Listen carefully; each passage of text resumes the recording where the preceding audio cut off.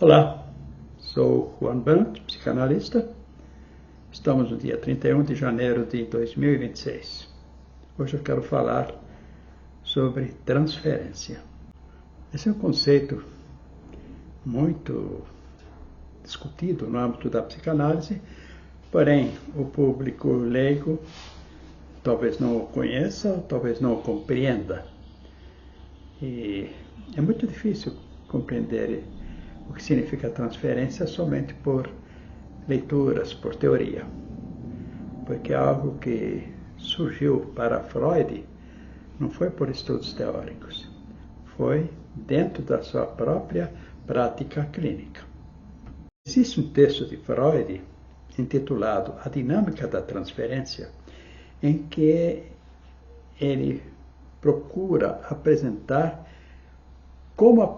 em que bases, ou a partir de que bases, é que se pode falar de transferência, que é o que acontece dentro da clínica psicanalítica.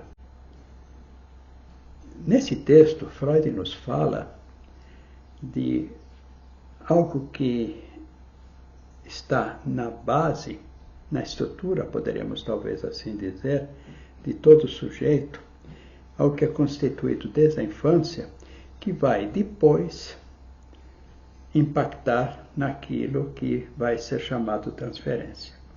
O que é que ele diz? Devido a características próprias do sujeito, talvez possamos dizer já que não foram adquiridas, mas que já são tendências, ao que se adicionam eventos das vivências infantis nas relações com as pessoas importantes, toda criança vai desenvolvendo uma forma de lidar com os outros, que são pessoas que são de seu interesse maior, vou usar esse termo para facilitar aqui. Então, são aquelas pessoas que compõem o seu mundo infantil, que é um mundo restrito, é o mundo da criança, os seus pais, talvez os irmãos, conforme eu vou entrando. Então, ali se desenvolve uma forma de lidar com o outro. O Freud chega a usar a ideia de que se formam como que clichês relativos a umas certas estereotipias. Isso significa que a criança terá sempre a mesma forma, de lidar com sua mãe, com seu pai, e a partir daí com outras pessoas. Então a gente vê muitas vezes pessoas que na vida adulta, quando estão perante os pais, lidam com eles como se ainda fossem crianças, na linguagem, na gesticulação. Então são essas estereotipias que permaneceram. Então essa seria a base sobre a qual a gente poderia depois falar do fenômeno da transferência. Ou seja, a pessoa adquiriu uma forma de estar, um método, uma forma de estar com os outros que é repetitiva. Muito bem. O que acontece na sessão de psicanálise? A pessoa vai estar lá com o profissional que lhe atende e ela tenderá a repetir com ele essas mesmas formas de lidar, ou seja, os mesmos clichês, a mesma forma estereotipada. O Freud chega a dizer que é uma forma estereotipada de amar. Então, sempre que o sujeito estiver caminhando na direção de encontrar o seu objeto de amor, se esse objeto de amor pode representar o que a pessoa está buscando, e se as circunstâncias são aquelas em que ela se sente confortável, ela se sente bem nesse ambiente, ela vai repetir os mesmos clichês. Essa é a forma de amar. O que vai acontecer na clínica? O ambiente clínico da psicanálise não é como uma mera visita a um médico, que se vai uma vez e talvez um dia se volte para um retorno. Não, na clínica psicanalítica existe uma continuidade, esse é o primeiro ponto. Segundo ponto, na clínica psicanalítica existe um relato da intimidade, outro ponto essencial. A pessoa fala de si.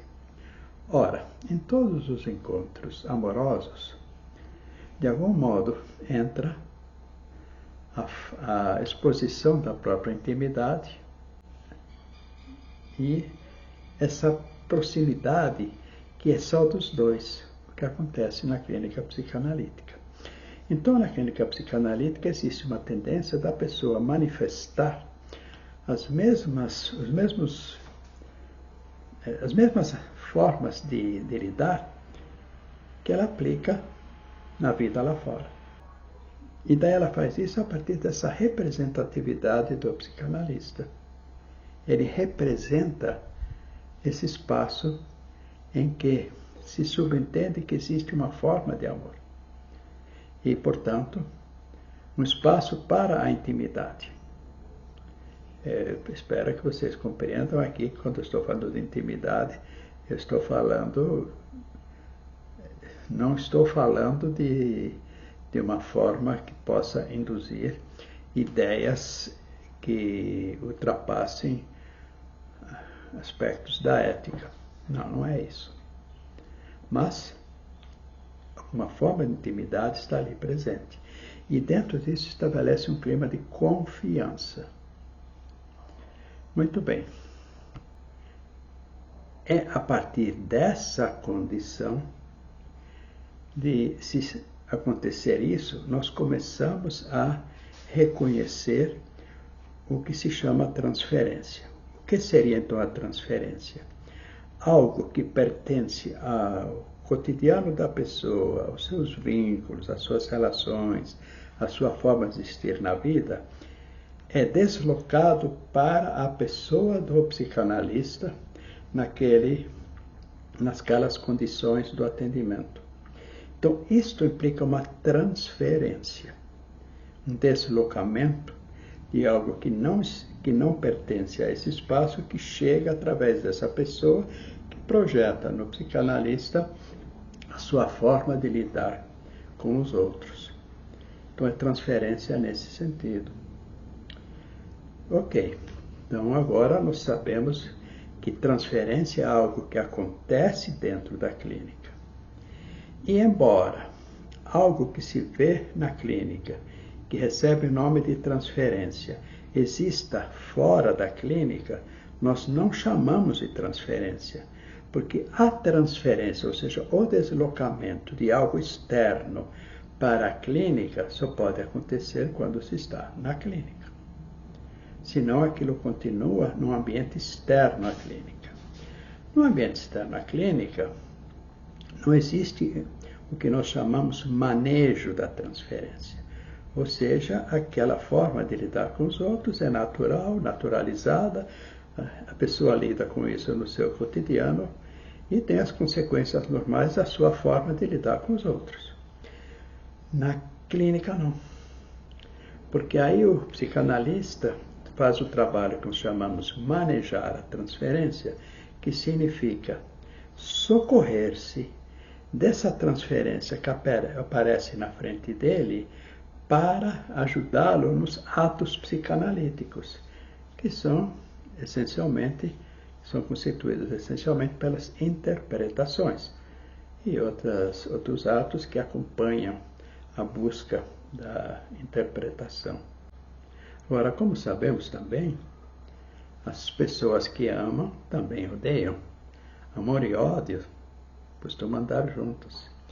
Então, nessa condição de transferência, é projetado o amor, mas é projetado o ódio.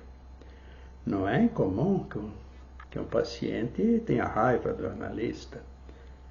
E não é incomum que ele o ame. Isso tudo faz parte. O analista tem um lugar ali para administrar isso, manejar, de modo a que o que esteja acontecendo seja sempre conduzido no modo, podemos usar aqui, no modo terapêutico. A palavra não é bem cabível aqui, porque é o modo analítico, mas para uma compreensão, eu vou usar o termo terapêutico. Então ele conduz, ele está submetido a uma ética que lhe recomenda que ele esteja sempre aproveitando essas manifestações para uma boa condução do tratamento da pessoa. E, ao mesmo tempo, vão surgir elementos que vão trabalhar no sentido de confrontar essa transferência. E é isso que é chamado resistência.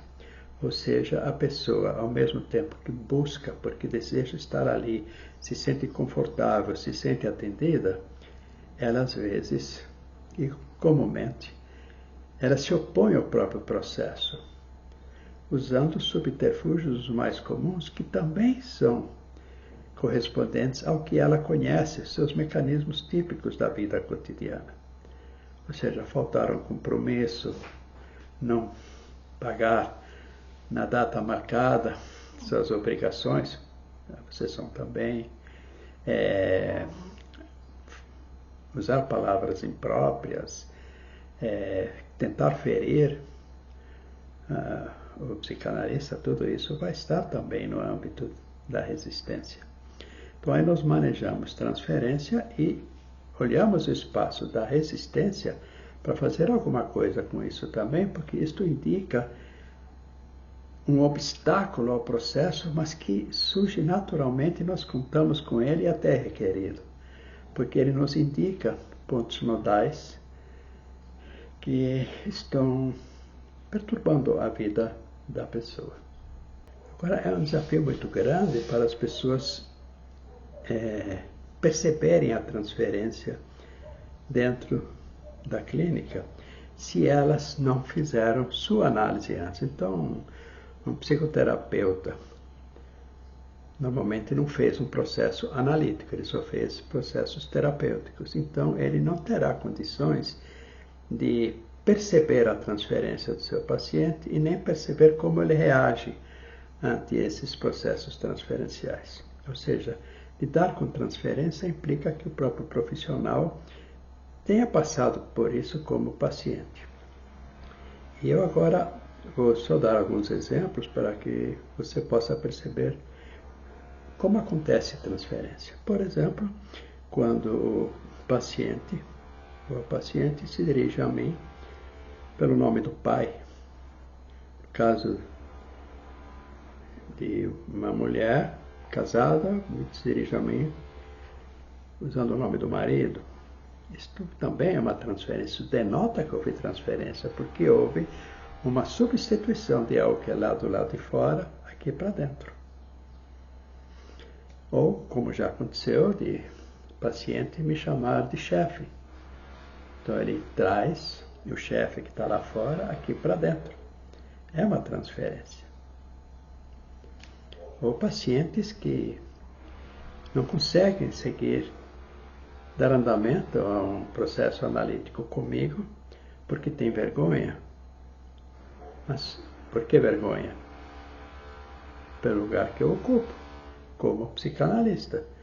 Ou seja, a pessoa se sente fragilizada ante a autoridade de quem está ali precisando atendê-la. Isso também é uma forma de resistência. Uma outra forma de resistência é a pessoa querer transformar o atendimento num encontro de pura amizade ou de relacionamento amoroso. Há pessoas que, de repente, começam a ter essas ideias e nós temos que perceber e indicar que está havendo um desvio de finalidade. Nós estamos num outro lugar. A gente percebe a amizade, a gente usa isso na transferência. Ah, você está me tratando como um amigo? Ou você está me tratando como se eu fosse seu namorado? Mas eu não sou seu amigo, no sentido que você pretende, nem eu sou seu namorado. Então, isto denota transferência e interpretações possíveis. E a gente precisa fazer isso para que o processo siga. Então, nesse momento, eu acho que é isso que eu estava assim com muita vontade de passar para vocês. E eu vou voltar ao tema, acredito que brevemente. Tá? Então, muito obrigado. Olha, nós somos o IPEP, Instituto de Psicanálise e Psicopatologia, que é IP, é comercial PP. Estamos em Brasília e damos atendimento psicanalítico, presencial e online. Também atendemos casais, estão lá com conflitos e querem continuar o vínculo conjugal. E damos formação para profissionais que queiram andar pela psicanálise. Temos cursos de formação. E também curso de formação em terapia de grupo. É isso que eu tinha. Meu WhatsApp é 619 9643 1886. Obrigado. Até uma próxima.